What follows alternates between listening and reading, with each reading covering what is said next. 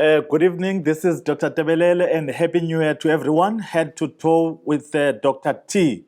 Thank you for switching on and welcome to this brand new year where we'll be looking to various types of diseases, myths and everything as we navigate 2023. Hopefully you enjoyed your Christmas and had a lovely new year.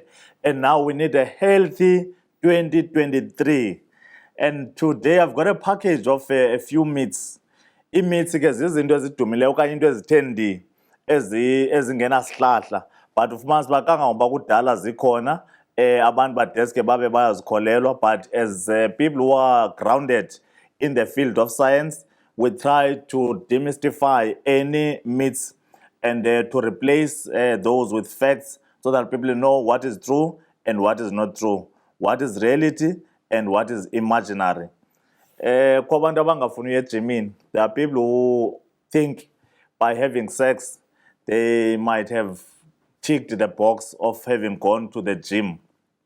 As much as the sex in element of physical activity, the amount of calories that you burn during the sexual activity is very, very low. You burn about 85 to 150 calories during a proper round of sex, which is close to nothing, because in a day you need to burn about 3,500 calories.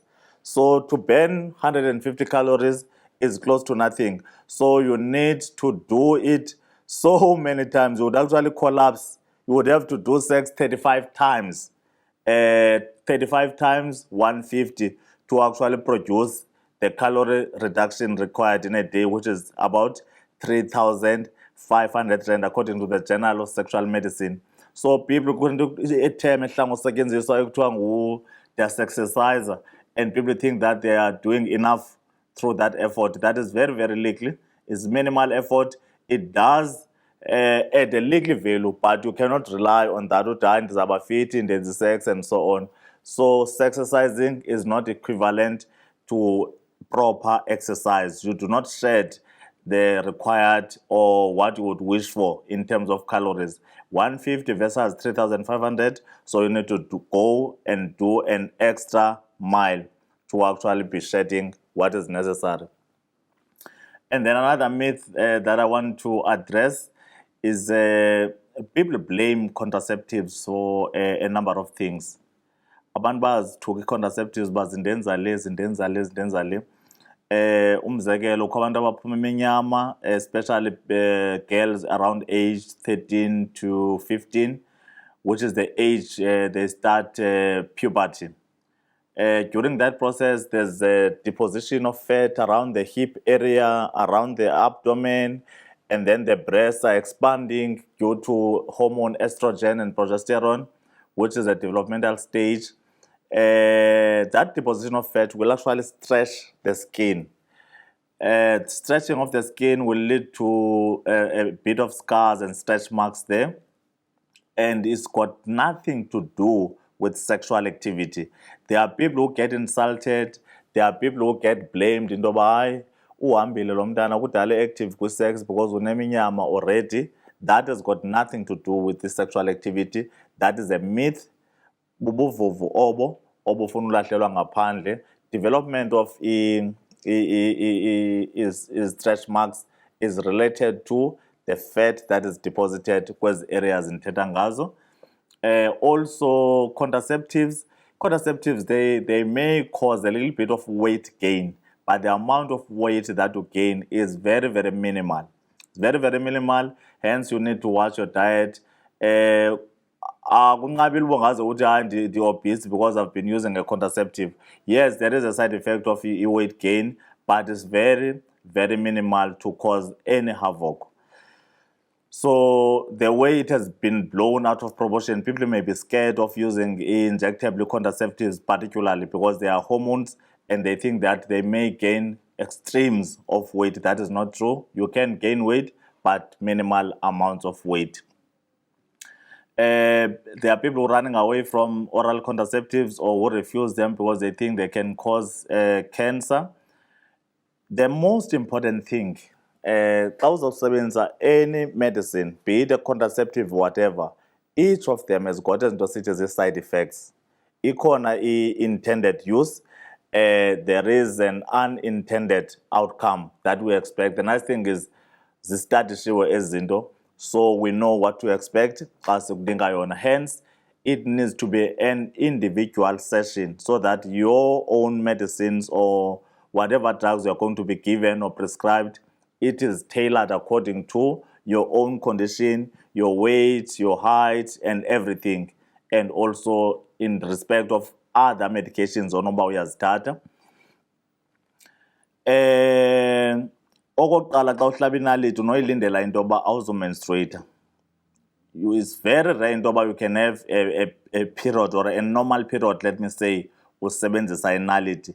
Ayikho kubakho into embi apho okanye into rongo, yindlela esebenza ngayo, because we're introducing the same hormone eproduced zii-ovaries zakho but from outside. Then it gives negative feedback to the brain. It sends to the brain there is enough of this thing apha emzimbeni, so your uterus is unfriendly to pregnancy and your ovulation is interfered with also, so that you don't fall pregnant. So there's nothing wrong with amenorrhea during use of injectable contraceptives. If you are troubled okanye ufuna usebenzisa, ufuna umenstruate wena, ulisotsha lomzabalazo, awufuna ubona igazi, then it's always better to discuss with your health professional. Then iipilisi, they do allow you and give you a gap to have a menstrual period. And then aba bantu bangamenstruate bathanda ukuthi eli gazi liqokelelana apha kum ngaphakathi ndiyaliva, then liyandinukela ingathi ndizawumongoza. That is also a myth or a wrong perception of people kuba bengayi-understand into yoba i-menstrual cycle yenzeka kanjani na. If you understand the menstrual cycle, you'll understand into yoba the inside layer of the uterus, which you usually shed during menstruation, is not well formed xa usebenzisa i-injectable contraceptives. Hence, most people will have amenorrhea bengazibana periods. And xa usebenzisa ipilisi, that the rows of the pills, kukho laa row ifana yodwa phaa mhlawumbi red, which contains a placebo, which is a neutral pill. It gives you a gap to go through your flow or your normal menstrual period. Hence, ipilisi zikwalawo menstruate, injectables azikwalawo menstruate. It's got nothing to do with collection of blood inside you. We're going to take a short break and then we'll be back to navigate some of the myths that are quite common and they can be debilitating psychologically and in terms of self-esteem and self-confidence. Stay with us.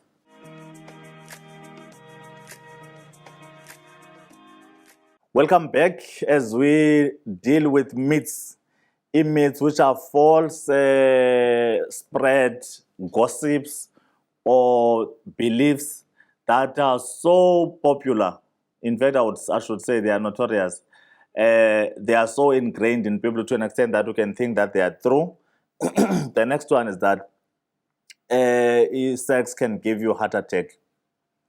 Sex on its own cannot give you heart attack unless you already have your own problems. The activity, sexual activity, up and down, ufenqeza oku, akunako ukunika i-heart attack uphilile. Ufana ufit okanye untombazane fit, okanye usiso fit, nobhuti ofit, notata ofit, nomama ofit, ayikwazi i-sex on its own ukwenzela le nto kuthiwa yi-heart attack. Not at all. That is a myth. But xa une-medical problems, zinako ukukubeka emngciphekweni of i-heart attack, and they can be sexually related. For example, someone with erectile dysfunction, umuntu ongavukela kakuhle, the quality of erection, it can indicate a risk of a heart problem. The more you have problems, the erection, that could be an indicator of a risk factors or a heart engaphilanga kakuhle. So I tell you, sex can lead to a heart attack, but problems related to erectile dysfunction could indicate, or they can give you a window, zikuxelela into yoba lo mntu unako into yoba abe kanti une-heart problem, because erection relies on a flow of blood. A flow of blood can be blocked by amafutha, le nto sithi cholesterol, i-atheromas kule mithambo iya apha empempeni okanye iya apha kusisi, then erection ingabikho right. kusenoba formisheka ii-clots okanye imithambo, ufumanisa uba is narrow based on what is happening, then the quality of erection. And le mithambo yempempeni mincinci, yeyona esafarisha kuqala. So erectile dysfunction can even come before you've got heart problems, circulatory problems. So it's very important to know that ED can be an indicator of cardiac issues. Not that sex can lead to a heart attack, but people who are using medication to get erections. Now you need to be careful on this one. That is this language of heart attack or heart problems and sexual issues. If you are taking pills that contain nitroglycerin, like sildenafil, you may encounter chest pain and heart problems. You may encounter those things. So nitroglycerin, Viagra that you get from there, and the sexual activity, you may have chest pain, and but I've got no knowledge of anyone who has ever died on top of somebody else. Could I uye wane heart attack esabelana ngesondo then kwaphela ngaye. But it's very, very important xa uthatha iipilisi like le pilisi kuthiwa yi-Angised, le ye-chest pain related to imithambo yentliziyo, awuyidibanisi nezi pilisi zovukelwa kuthiwa zisildenafil, ngoba xa udibanisa ezaa zinto zombini zinako ukwenzela i-chest pain then ungaphela une-heart problems okanye une-heart issues okanye le nto kuthiwa yi-myocardial infarct. Zonke ezo zinto zibangela uba igazi lingahambi kakuhle apha emzimbeni. So be careful. Sex and medicine that you are taking can give you problems. So drug interactions. So kubalulekile into yoba you don't buy drugs okanye uthenga izinto esitratweni or in the back rooms uzisebenzise kuthi kanti une-medication interactor negatively with what you are taking. And then kule issue diet, there are people who eat so many things. Kukho abantu abatya izinto ezithile, athi umntu hayi nditya amaqanda aluhlaza because ndifuna I want to have many sperms at a go. They want to produce a lot of semen, or people would go for oysters or chocolate, thinking that they are going to be very powerful and have good erections and a good sex appetite and produce a lot of sperms. Let me start with oysters. Oysters, they do have they are an important component or a building block of sperms because they are rich in what is called zinc. Zii-rich kwi-zinc ii-oysters. So kubalulekile into yoba xa uzifumene uzazi into yoba ziza kuncedisa ukwakha okanye zibe yi-backbone yezi-sperms, so they can assist in terms of production. Ziyenye yesamente okanye udaka olunidekayo for ukwenza ii-sperms, just like cholesterol. So that tells you into yoba some of the things we eat, they do have an impact in terms of what we produce or how much we produce in terms of sperms.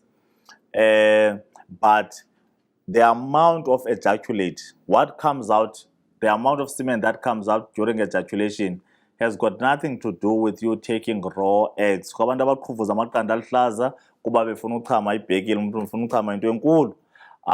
If uzakwenza loo nto leyo, what you'll get uzawuse ube nauseous and then we end up vomiting. And then you can imagine, if you were going to begin a session and then you start vomiting, you can even end up losing an erection.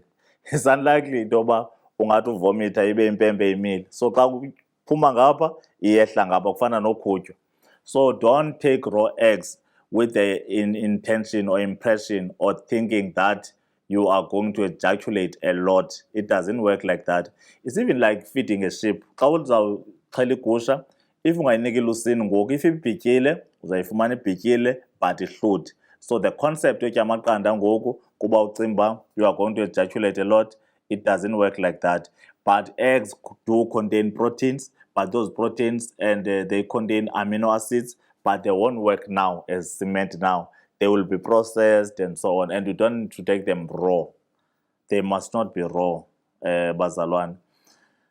And then the issue of chocolate, chocolate, like the dark chocolate, which is popular, it falls under, as it is, the aphrodisiacs. They can make your appetite to have sex a little bit higher, but in terms of inducing erection, they don't have much say there. They can increase a little bit of your appetite, but in terms of sexual activity and being powerful in bed, they are not very, very helpful. And the issue about chocolate, and the reason it is a bit helpful, there are studies that have shown that it is closely related to lowering blood pressure. So it makes it easier for blood to flow from the heart to the blood vessels and then to the penis. Then it enhances an erection that is already existing. So because I said erection in terms of mechanics, it relies on blood flow. Blood must flow from the heart to all organs, including the penis. Then the penis to rise, it needs unaltered or a persistent flow of blood. Then athara zingenza igazi, i-veins zingalikhuphi ngesa speed singena ngalo. And then I'm going to take you through the myths around alcohol and being powerful in bed. But we're going to take a little break, and then we shall be back and look into alcohol as we debunk or deal with these myths one by one, so that we know what is a fact and what is gossip. Thank you so much.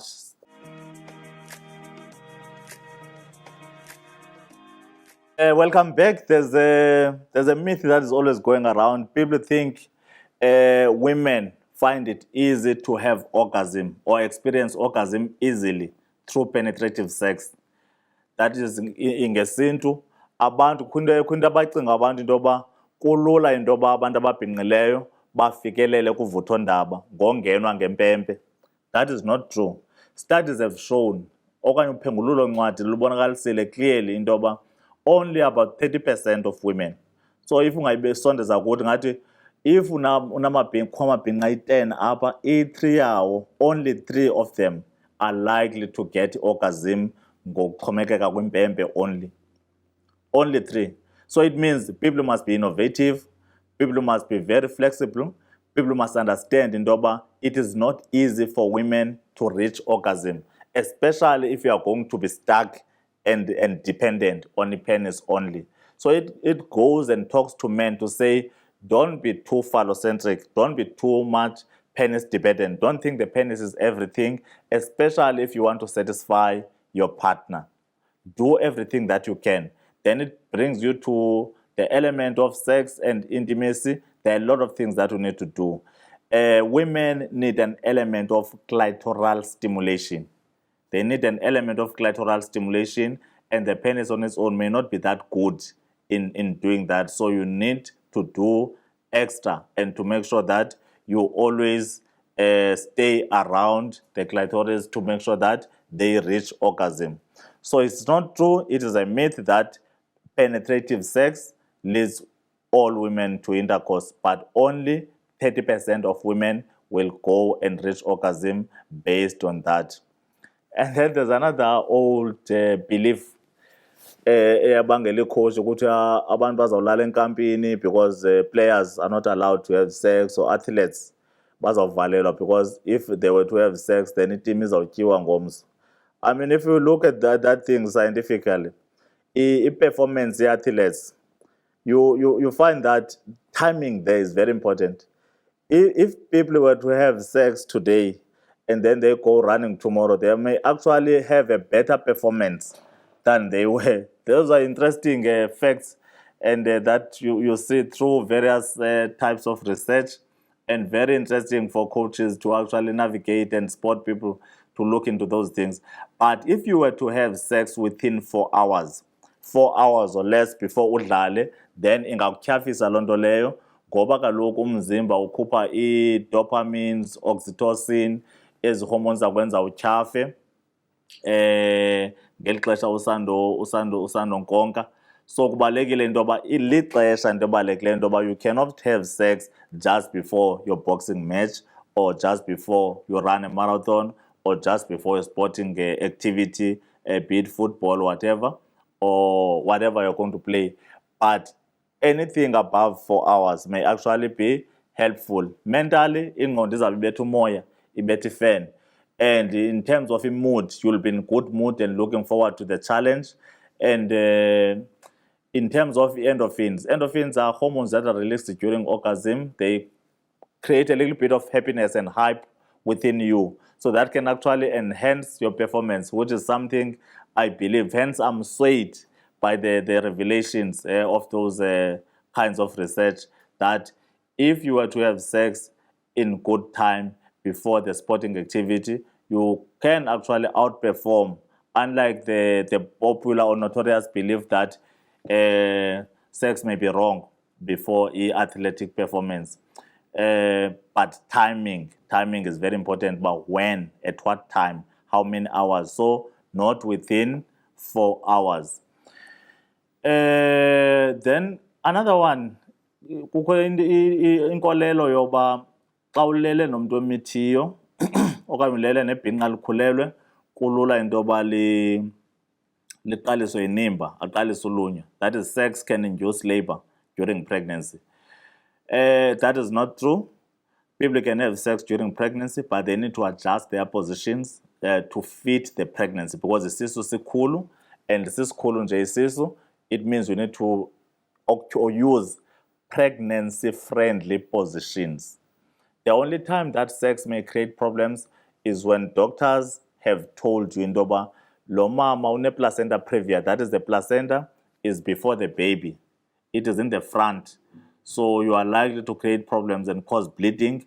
Then sex may be contraindicated there. If someone has got recurrent preterm labor, umntu othanda uya afunyanwe yinimba okanye afumana abantwana phambi kwexesha, then kunothiwa awuthi qha ngesondo, ayikuko into yoba i-sex can actually induce labor, but inganyusa i-risk emntwini one-risky pregnancy. Otherwise, under normal circumstances, sex on its own does not induce labor. And sex is actually important in terms of opening and preparing the birth canal towards the process of delivery. So sexual activity and for bonding also, because there's a tendency of men to run away when women are pregnant. But they must go and search elsewhere for activities. Kandi, this is the time to bond. This is the time to brush this is the time to support each other. And this is the time to make sure that you are part of the pregnancy. You are present, because we need present fathers. Present during pregnancy, present during delivery, and present in the upbringing of the baby. That is how it starts. You start bonding with the person who's carrying your baby. One other thing that was interesting for me is a saying, the street language about women take longer to be turned on than men. There's an element of truth in that. It's not a pure myth. And I want people to understand, Ndoba. With women, sex begins in the head. Baqala bapreparation ingqondo before it then sends a signal to the body to make the body ready, and then they become a little bit wet in preparation for lubrication during sexual activity. Whereas men, it's more of a physical activity. Men can just see and then they rise. So sex is a bit of an emotional subject when it comes to women. So we need to involve a lot of intimacy in preparing them for the activity. Unlike men, amadoda ngamasoja asoloko ready, ngamasoja ajampa msinyane, umuntu ubona nje into abe impembezele isothuka iphakama, kanti osisi bazeka kade umsindo. But once they get in, then they bond, they get attached, because they are relationship orientated. And amadoda are more into task orientation. They are task orientated. So that is very important. But in terms of arousal, it's easier for men to get aroused, and women may take longer because they need their brain to be part of what is going to happen. So you must always note that.